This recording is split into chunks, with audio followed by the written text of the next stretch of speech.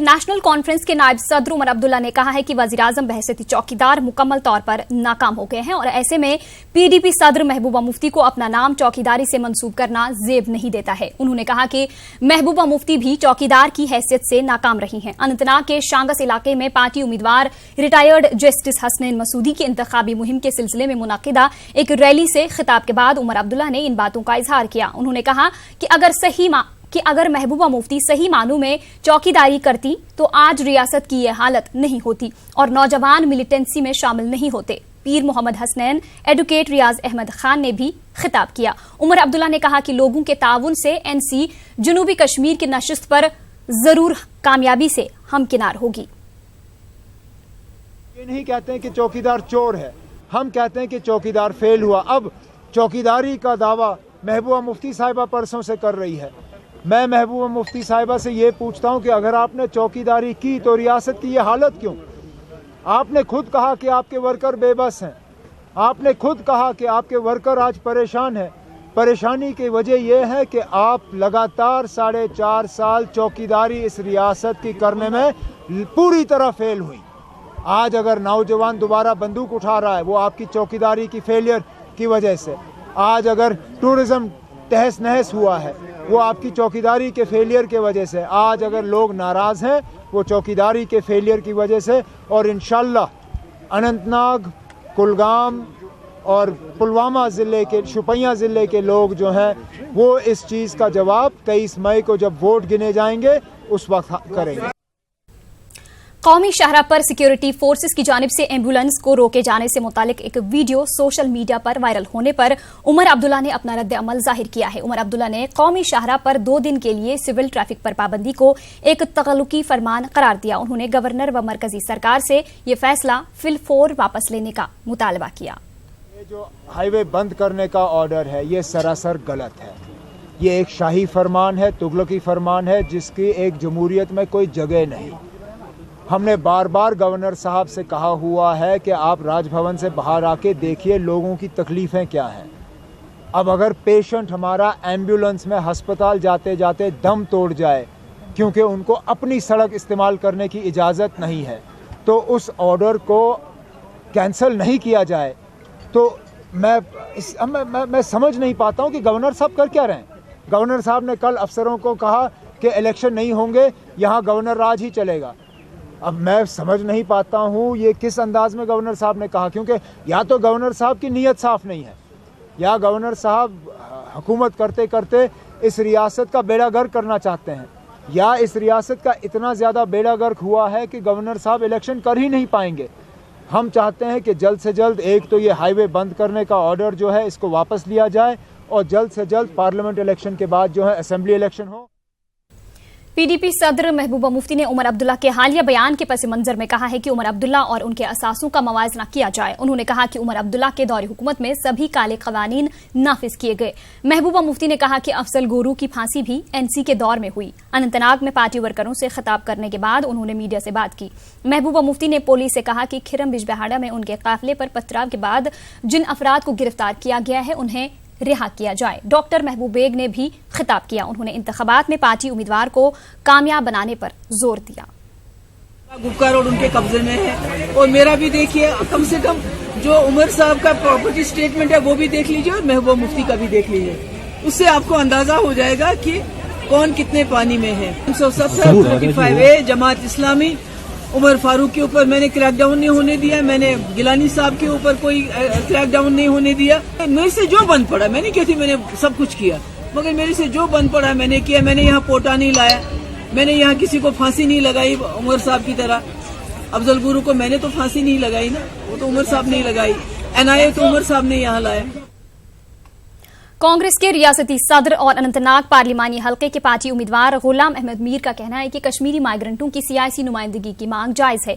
रूपनगर जम्मू में कश्मीरी माइग्रेंटों के साथ मीटिंग के बाद मीडिया से बात करते हुए उन्होंने कहा कि 4 लाख की आबादी वाली कश्मीरी माइग्रेंट कम्युनिटी को रियासत में सियासत में भरपूर नुमाइंदगी मिलनी चाहिए। उन्होंने इल्जाम लगाया कि बीजेपी कश्मीरी माइग्रेंटों की बाज़ाबादकारी को यकीनी बनाने में नाकाम रही है।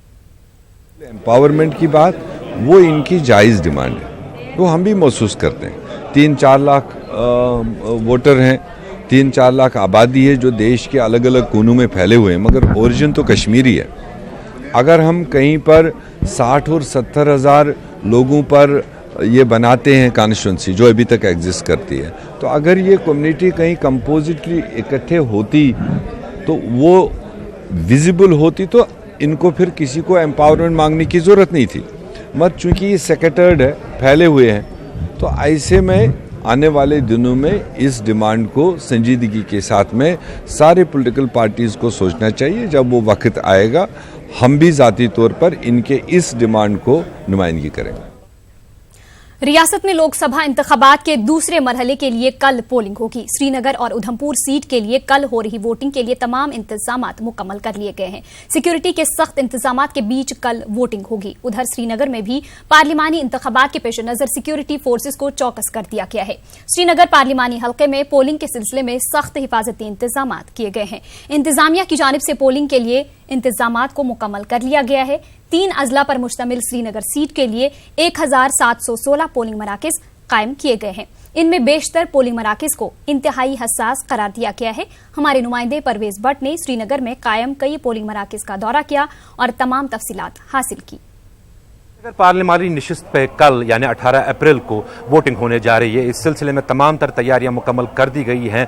पोलिंग स्टाफ जो है वो पोलिंग बूथ पे पहुंच गया है और सुरक्षा के कड़े इंतजाम किए गए हैं। यहाँ शहर श्रीनगर की अगर हम बात करें तो 1716 पोलिंग बूथ यहाँ पे कायम किए गए हैं, जिसमें ज़्यादातर पोलिंग बूथ जो है वो हसास हैं और काफ़ी तादाद में सिक्योरिटी फोर्सेस को वहाँ पे डिप्लॉय किया गया है। यहाँ पे आप देख सकते हैं कि ये जो पोलिंग स्टाफ है वो आना यहाँ पे शुरू हो गया है। जो मशीन वगैरह है वो आ गई है यहाँ पे और हिफाजत के भी काफ़ी चाको चौबंद बंदोबस्त है। यहाँ पे CRPF डिप्लॉय की गई है। सुरक्षा के काफ़ी एहतियात बरता जा रहा है इस बारी, क्योंकि सिक्योरिटी फोर्सेस को अंदेशा है कि मिलिटेंट शायद चुनाव के दौरान कुछ ऐसी कार्रवाई करें जिससे कि चुनावी अमल में खलल पड़े। यहाँ पे अब सिक्योरिटी फोर्सेस के लिए सबसे बड़ी चैलेंज ये होगी कि कल ये पोलिंग किस तरह से पुरअमन तरीके से अंजाम दी जाए। फिरोज वानी के साथ परवेज भट्ट, न्यूज़ 18 और दूसरे नगर।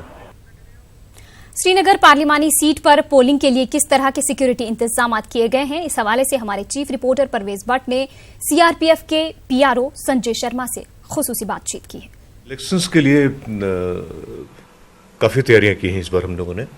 तकरीबन 327 कंपनियां हैं, जिसमें CRPF की 159 कंपनियां हैं, 84 BSF की हैं, इसके अलावा SSB और ITBP की कंपनियां हैं।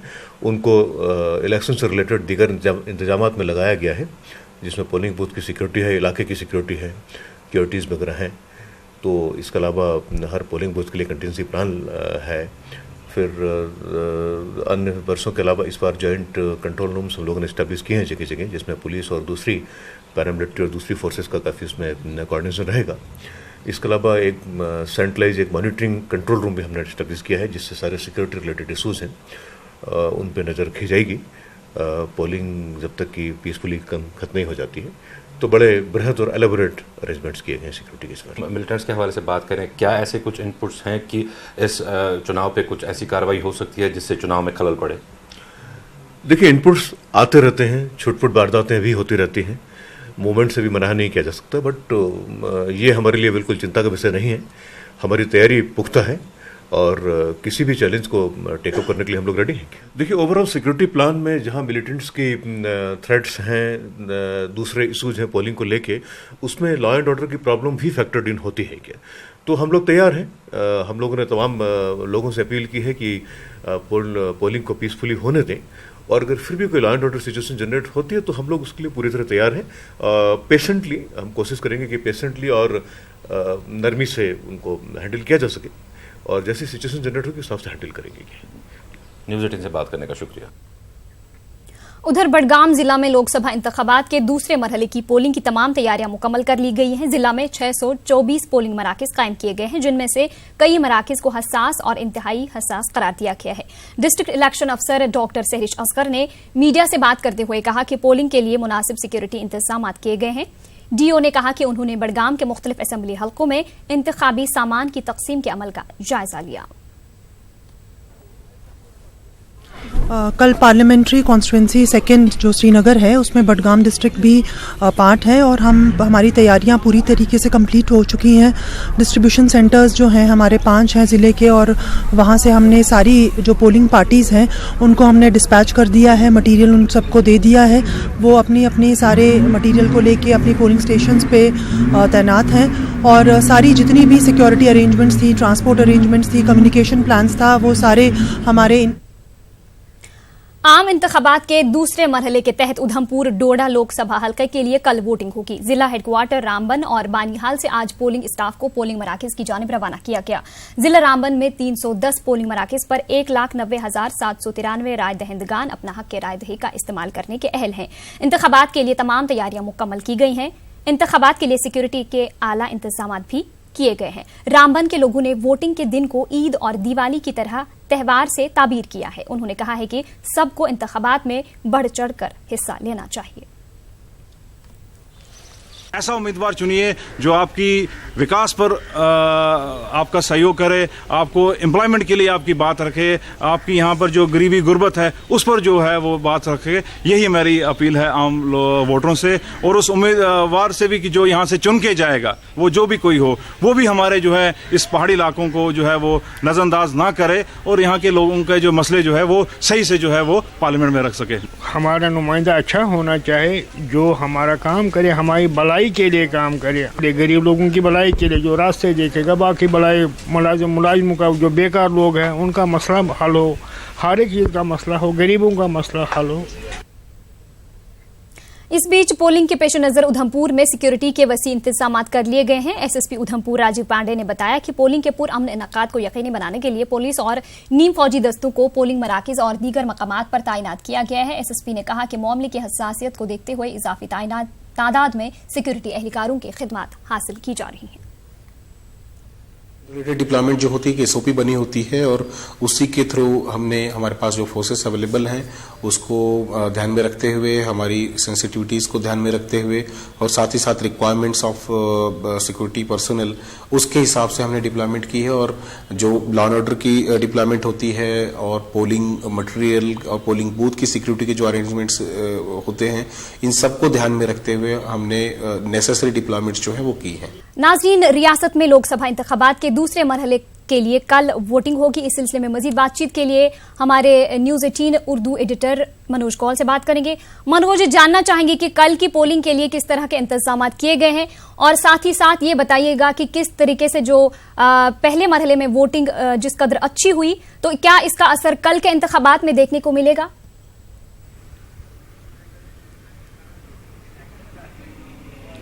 देखें उल्फत, जो कल मरहला होने वाला है उसमें 2 पार्लियामेंट्री कॉन्स्टिट्यूंसीज जो हैं उस पर वोट डाले जाएंगे। एक तो उधमपुर पार्लियामानी कॉन्स्टिट्यूंसी और दूसरी श्रीनगर बडगाम की पार्लियामेंट्री निशस्त है जहां वोटर अपने हक का इस्तेमाल करेंगे। तो ये दोनों जो सीटें हैं यहाँ पर 24 जो उम्मीदवार हैं, 12 उम्मीदवार उधमपुर सीट पर लड़ रहे हैं, जबकि 12 उम्मीदवार श्रीनगर लोकसभा सीट जो है वहां से चुनाव लड़ रहे हैं। वो 30 लाख वोटर हैं जो अपने हक का इस्तेमाल कर सकते हैं, जो वोट डालने के अहल हैं। जहां तक इंतजामात की बात है उल्फत, तो हमने देखा कि जो खासतौर पर जो मेन कंसर्न होता है कश्मीर वैली के अंदर वो ये होता है कि सिक्योरिटी के कैसे बंदोबस्त किए जाएं। जैसे कि हमने पहले भी अपनी रिपोर्ट्स में दिखाया भी और हुकाम से बात भी की, तो उनका साफ मानना है कि जितने भी बंदोबस्त करना चाहिए था, जिस तरह का भी चाको चौबंद सिक्योरिटी का ग्रिड रखना चाहिए वो रखा गया है, चाहे वो सीआरपीएफ हो, पुलिस हो, उनको तैनात किया गया है जो श्रीनगर का चुनावी हल्का है वहाँ पर। तो हालांकि उधमपुर का जो चुनाव हल्का है यहाँ पर सिक्योरिटी के उतनी ज़्यादा इंतजाम की ज़रूरत नहीं पड़ती है नॉर्मली, क्योंकि पूरा यहाँ जो एरिया है उसमें मिलिटेंसी का जो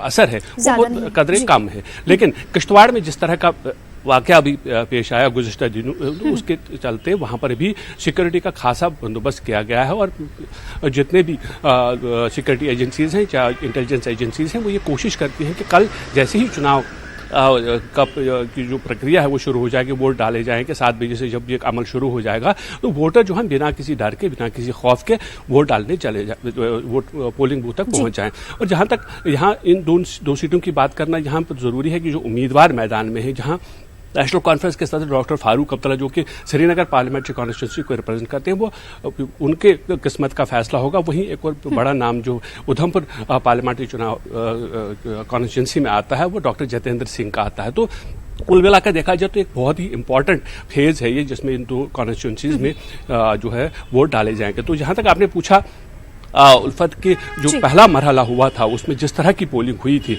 हाँ जरूर असर जरूर उसका देखा जाएगा, क्योंकि हमने देखा कि जो नॉर्थ कश्मीर में जब बारामूला पार्लियामेंट्री कॉन्स्टिट्यूंसी पर वोट डाले गए थे तो ये कहा जा रहा था कि शायद इस बार जो पोलिंग है वो कम होगी, लेकिन जिस तरह से वहाँ लोगों ने वोट कास्ट किया तो ऐसा माना जा रहा है कि ये उम्मीद इलेक्शन कमीशन को है कि शायद जो श्रीनगर बडगाम जो पार्लियामेंट्री कॉन्स्टिट्यूंसी है जिसमें जहाँ पर कल वोट डाले जाएंगे वहाँ पर खासी तादाद में लोग आएंगे और अपने हक का इस्तेमाल करेंगे।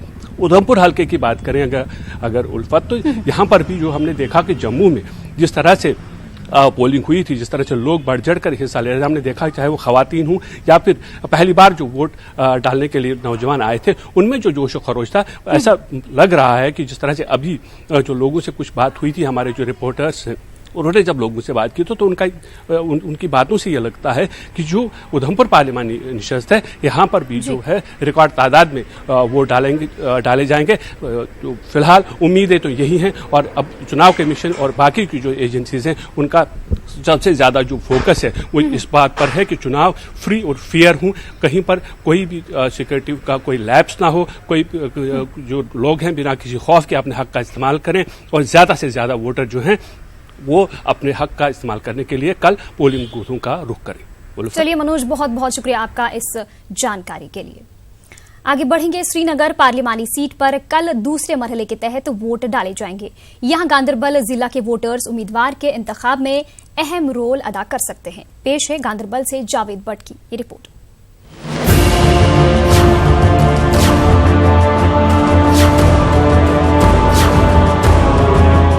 बावकार श्रीनगर पार्लियामानी सीट पर मुकाबले के लिए स्टेज तैयार है। अब वोटरों को फैसला करना है कि वो किस उम्मीदवार का इंतखाब करेंगे। श्रीनगर पार्लियामानी हल्के के तहत 3 अजला श्रीनगर, बडगाम और गांदरबल आते हैं। इस सीट पर सैरुखी मुकाबले की तवक्को है।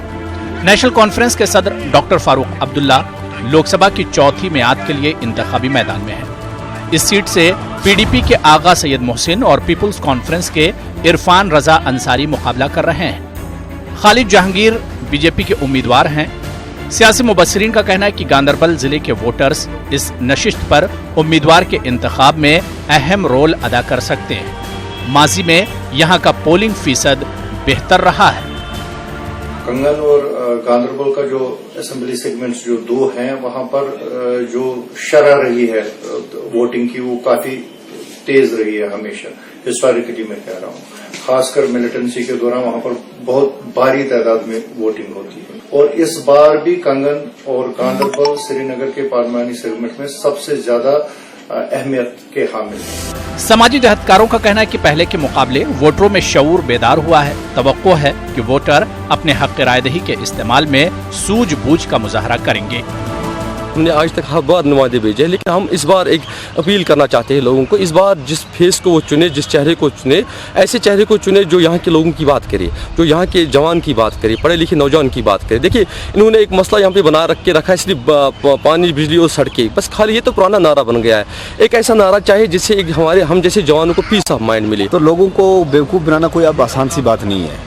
पहले गांव का एक ही आदमी वो सारे लोगों का ठेका ले रखता था, लेकिन अब एक एक वोटर को समझाना ये बहुत बड़ी बात है। और वोटर को समझने के लिए आज कोई किताबों की जरूरत नहीं है, वोटर ऑटोमेटिक समझ चुका है। श्रीनगर सीट पर इंतखाबी बायकॉट का असर और शरह पोलिंग उम्मीदवारों की किस्मत का फैसला करने में सबसे अहम रोल अदा कर सकती है। न्यूज़ 18 उर्दू के लिए गांदरबल से जावेद भट्ट की रिपोर्ट।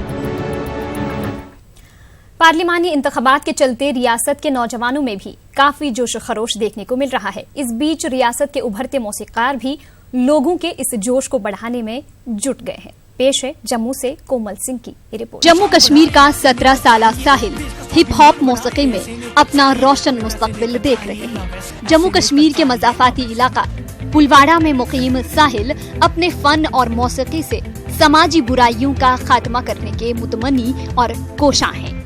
साहिल का कहना है कि टीवी चैनलों पर रियलिटी शोज देखकर हिप हॉप मौसीकी की जानिब इनकी दिलचस्पी बढ़ गई। साहिल ने कई प्रोग्रामों में अपने फन का मुजाहरा करके लोगों से खूब दाद तहसीन हासिल की है। इनका कहना है कि जम्मू शहर में रैप म्यूजिक का चलन अभी बहुत कम है।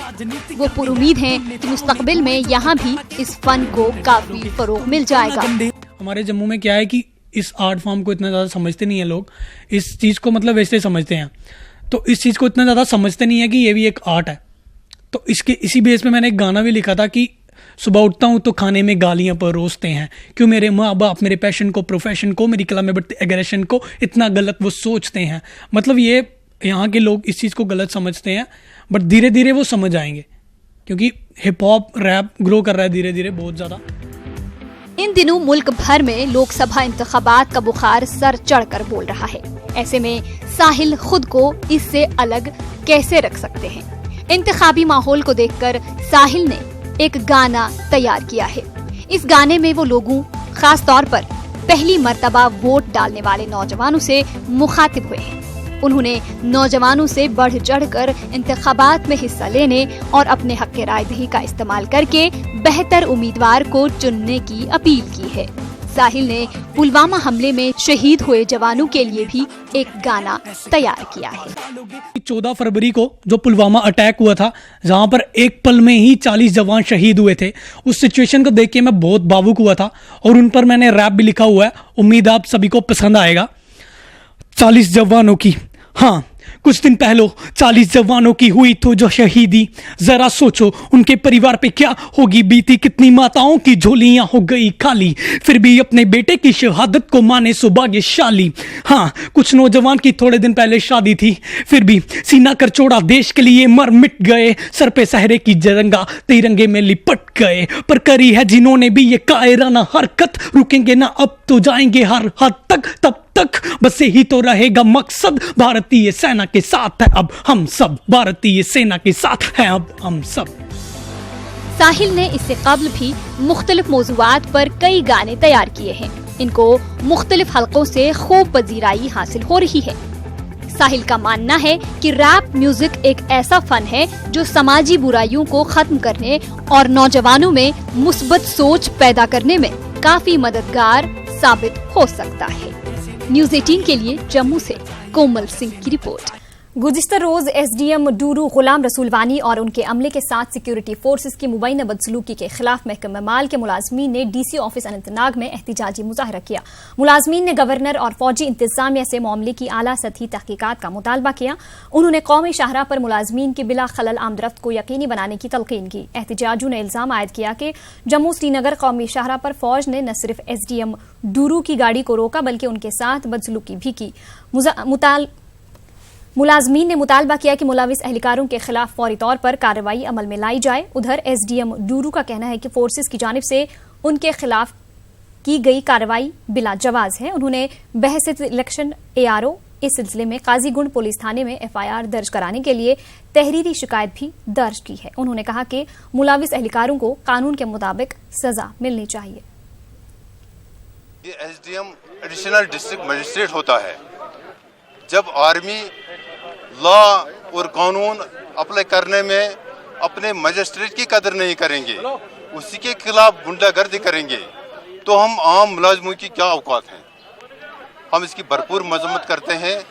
उनके खिलाफ एफआईआर लॉन्च होना चाहिए, उनके खिलाफ कानूनी कार्रवाई की जाकर उनको अरेस्ट होना चाहिए। रास्ते में आर्मी ने मुझे 1-2 बार रोका, फिर जाने दिया, फिर तीसरी बार जब रोका तो इसमें उनके साथ थोड़ा सा ये हुआ। वो पीछे से आ गए, उन्होंने गाड़ी के शीशे तोड़े, उन्होंने हमारे फ़ोन तोड़े, उन्होंने मारपीट की मेरे ड्राइवर की, मेरे मुलाजमों की। मेरा जितना भी ये था इलेक्शन रिकॉर्ड गाड़ी में वो तहस नहस किया। तो और लगभग आधे घंटे के लिए होस्टेज बनाया। हमने एफआईआर कल दिया है इनके खिलाफ, तो देखते हैं पुलिस क्या कार्रवाई करती है। अभी आप क्या चाहते हैं? हम चाहते हैं बस एक रिट ऑफ लॉ होनी चाहिए। जो इंस्टीट्यूशन हमारा है, उस इंस्टीट्यूशन को इरोड ना होना चाहिए। ये एक इंस्टीट्यूशन पर हमला है, ये एक अथॉरिटी पर हमला है, ये इलेक्शन अथॉरिटी पर हमला है। वहीं नेशनल कॉन्फ्रेंस कारकुनों ने एसडीएम डूरू के साथ मुबैना ज्यादती के खिलाफ काजीगुंड अनंतनाग में एहतजाज किया। मुजाहिरीन ने वाकये की आला सतही तहकीकात का मुतालबा किया और मुलविस एहलकारों को सख्त सजा देने पर जोर दिया। एनसी कारकुनों ने कहा कि कौमी शाहरा पर 2 दिन आम ट्रैफिक को बंद करना अवाम के लिए परेशानी का बास है। उधर एसडीएम डूरू के दफ्तर के सामने शाहआबाद डेवलपमेंट फोरम के कारकुनों ने एहतजाज किया। मुजाहिरीन ने कौमी शाहरा पर पेश आए वाकये को अफसोसनाक करार दिया। इस बीच एसडीएम डूरू और तहसीलदार डूरू के दफातर में आज बतौर एहतजाज कामकाज मुअत्तल रहा। मुलाजमीन ने दफ्तरों का बाइकॉट किया। वहीं एसडीएम डूरू के साथ फोर्सेस की मुबैना ज्यादती और हाईवे पर 2 दिन आम ट्रैफिक पर पाबंदी के खिलाफ पीडीपी ने एहतजाज किया। सीनियर लीडर मोहम्मद सरताज मदनी की क़यादत में काजीगुंड अनंतनाग में एहतजाज किया गया। मुजाहिरीन ने मुलविस एहलकारों के खिलाफ सख्त कार्रवाई का मुतालबा किया। मदनी ने कहा कि रियासत के एक सीनियर अफसर व मजिस्ट्रेट के साथ इस तरह की बदसलूकी नाकाबिले कबूल है। मदनी ने कहा कि कौमी शाहरा पर हफ्ते में 2 दिन आम ट्रैफिक की मुअत्तली से जिंदगी के हर शोबे से ताल्लुक रखने वाले अफराद मुतासिर हो रहे हैं। उन्होंने फैसले पर नजरसानी करने का मुतालबा किया। पीडीपी सदर और अनंतनाग पार्लिमानी नशिस्त की उम्मीदवार महबूबा मुफ्ती ने कहा है कि वादी में जंगल का कानून चल रहा है। उन्होंने कहा कि लोगों के साथ साथ सरकारी अफसरान को भी तशद्दुद का निशाना बनाया जा रहा है। उन्होंने एसडीएम डूरू के साथ मुबैना बदसलूकी की मजम्मत की। बरमर नसर छतरगुल अनंतनाग में एक अवामी जलसे से खिताब करते हुए महबूबा मुफ्ती ने कहा कि बीजेपी मुल्क की सेक्युलर रिवायात को भूल गई है। पार्टी के सीनियर लीडर पीर मंसूर हुसैन और डॉक्टर महबूब बेग ने भी खिताब किया। लीडरान ने पार्टी के उम्मीदवार को कामयाब बनाने पर जोर दिया। कानून चल रहा है। कल एक एसडीएम की पिटाई की गई आर्मी वालों से, उसके साथ जितने मुलाजिम थे उनकी भी पिटाई हुई। आजकल रास्ते हमारे बंद किए जाते हैं। जेलों में जो कैदी है उनको पीटा जाता है। एनकाउंटर में जो बॉडीज होती है उनको म्यूटिलेट किया जाता है। ऐसा नहीं लगता है कि हम उस हिंदुस्तान के साथ है जिसके साथ शेख साहब ने और महाराजा हरि सिंह ने इलाहा किया था, जो हिंदू मुसलमान सिख सबका एक मुल्क था।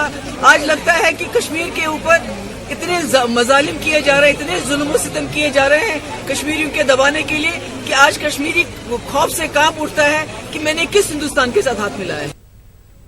अनंतनाग पार्लिमानी नशिस्त की आजाद उम्मीदवार डॉक्टर रिदवाना सनम ने एसडीएम डूरू और उनके अमले की मुबैना मारपीट के मामले की मजम्मत की है। उन्होंने कौमी शाहरा पर एम्बुलेंस को रोकने के मामले को इंसानियत सोज कदम करार दिया है। उन्होंने हफ्ते में 2 रोज के लिए कौमी शाहरा बंद रखने से मुतालिक हुक्मनामे को मनसूख करने की मांग की। एक केएस ऑफिसर के साथ जो हुआ है, मुझे लगता है कि एक आम इंसान के साथ इसके मुताबिक हम क्या एक्सपेक्ट कर सकते हैं। ये ह्यूमन राइट्स का इशू है, ये सेफ्टी सिक्योरिटी का इशू है। एक आम इंसान बिल्कुल सेफ नहीं है और गवर्नमेंट को इस पे ध्यान देना चाहिए। इनफैक्ट मुझे ये भी पता चला है कि जो ये पेशेंट है, कैंसर पेशेंट था और उसकी डेथ हो गई है। ये बहुत अफसोस की बात है। मुझे लगता है कि जो जानें चली जाएंगी, जो बेकसूर लोग मरेंगे इस हाईवे की वजह से, ये जो इलेक्शन के टाइम पर इतना स्ट्रेस उठाया जा रहा है, ये जो रेवेन्यू डिपार्टमेंट अगर अब वो लोग स्ट्राइक पर आएंगे तो इलेक्शन सफर करेगा तो फिर से कोई ना कोई प्रॉब्लम आएगी और गलत लीडर्स आएंगे और यहाँ का खून खराबा ज्यादा बढ़ सकता है। मुझे लगता है, मेरी रिक्वेस्ट है गवर्नमेंट से और सारे डिपार्टमेंट से कि इस टाइम पर यहाँ के हालात ठीक रखें ताकि लोगों की सहूलियत और उनकी सेहत का ख्याल रखें। It's a request from my side. साबिक मेंबर असेंबली राजपुरा और पीडीपी दौर में रह चुके वजीर सैयद बशीर अहमद ने कहा कि इलाकाई पार्टियां रियासत के अवाम को तहफ्फुज फराहम नहीं कर सकती हैं। सैयद बशीर ने कांग्रेस में शमूलियत इख्तियार कर ली है। उन्होंने कहा कि कांग्रेस ही वाहिद जमात है जो फिरका परस्त ताकतों का मुकाबला कर सकती है। सैयद बशीर ने कहा कि रियासत बिलखुसूस जिला पुलवामा में इलाकाई पार्टियों ने अवाम को गुमराह किया है। गुलमर्ग में सयाहत को मजीद फरोग देने के लिए महकमा सयाहत और इंतजामिया की जानिब से एक मीटिंग का एहतमाम किया गया। Deputy commissioner Baramulla, SSP Baramulla, Gulmarg development authority के सीईओ, महकमा सयाहत के असिस्टेंट डायरेक्टर और दीगर महकमों के अफसरान भी मौजूद थे। गुलमर्ग को मजीद जाजिब नजर बनाने, सयाहों को गुलमर्ग की जानिब रागिब करने और इन्हें बेहतर सहूलियात फराहम करने पर तबादुल ख्याल किया गया। गुलमर्ग में सड़कों पर मैकडम बिछाने, बूटा पथरी की तामीर तरक्की, गोल्फ और दीगर खेलों के लिए बेहतर सहूलियात बहाम रखने और दीगर जगहों की तामीर तरक्की के बारे में गौर किया गया। कई अहम फैसले भी लिए गए। बारामूला में जिला पुलिस की जानिब से कल्चरल प्रोग्राम का इनकाद किया गया। तलबा, असातिज़ा, मीडिया इदारों से जुड़े अफराद और सिविल सोसाइटी अरकान ने शिरकत की। तलबा ने मुख्तलिफ कल्चरल प्रोग्राम पेश किए और नई नस्ल पर सोशल मीडिया के असरात को भी उजागर किया गया। DIG बारामूला सुलेमान चौधरी मेहमान खुसूसी और DC बारामूला डॉक्टर जी अनीतू मेहमान एजाजी थे। मुकर्रीन ने लोगों को फिरका वाराना हम आहंगी बरकरार रखने पर जोर दिया और बच्चों के स्मार्टफोन के इस्तेमाल और सोशल मीडिया सरगर्मियों पर नजर रखने का मशवरा दिया। स्कूलों में मौसीकी आलात और दीगर अशिया तकसीम की गई। जम्मू में आज सुबह हुई बारिश से गली कूचों और सड़कों पर पानी जमा होने की वजह से लोगों को काफी मुश्किलात का सामना करना पड़ा।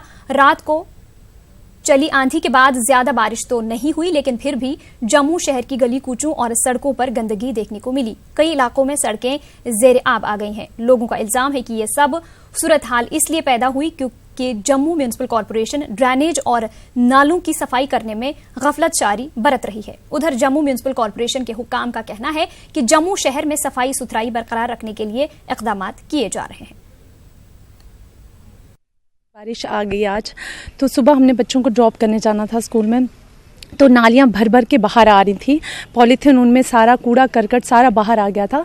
तो आपके माध्यम से मैं म्यूनसिपल कॉर्पोरेशन वालों को भी ये रिक्वेस्ट करना चाहती हूँ कि इस चीज़ को वो देखें कि प्रॉपर सैनिटेशन हो, प्रॉपर क्लीनिनेस हो। जी, हमें बड़ी परेशानियों का सामना करना पड़ता है जब बरसात आती है। ऐसे भी जब भी बारिश आती है तो सारा जो पानी और कूड़ा जो है वो सारा नालियों से निकल कर यहाँ पे आ जाता है। और हमें 20 साल हो गए हैं यहाँ पे आए हुए, लेकिन अभी तक हमारी नालियाँ नहीं बनी है। जब भी इलेक्शन का टाइम होता है सारे आ जाते हैं वोट मांगने के लिए, तो ये कहते हैं कि हम आपकी ये सारी डिमांड्स जो है वो पूरी कर देंगे, लेकिन जब टाइम आता है तो सारे वोट लेके पीछे हट जाते हैं। 25 के करीब नाले हैं जो हमारे जम्मू शहर में हैं, जिनकी सफाई की जिम्मेदारी जम्मू म्यूनिसिपल कॉर्पोरेशन पे है। 25 में से जो 5 नाले हैं वो हमारे तवी नदी के इस ये जो सैनिक कॉलोनी, शन्नी, त्रिकुटा नगर इस साइड पड़ते हैं, और 20 के करीब नाले शहर के दूसरी साइड पड़ते हैं। इन नालों की सफाई हम टाइम टू टाइम करते रहते हैं, और जब बरसात का मौसम आता है स्पेशली हम उससे पहले से ही इसकी तैयारी करना शुरू कर देते हैं।